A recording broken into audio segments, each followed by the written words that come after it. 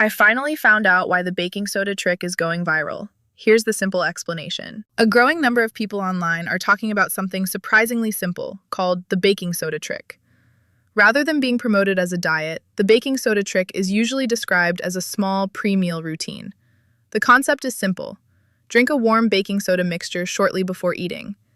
According to many users who have tried the baking soda trick, this small habit can help them feel more satisfied during meals and reduce the urge to eat too quickly.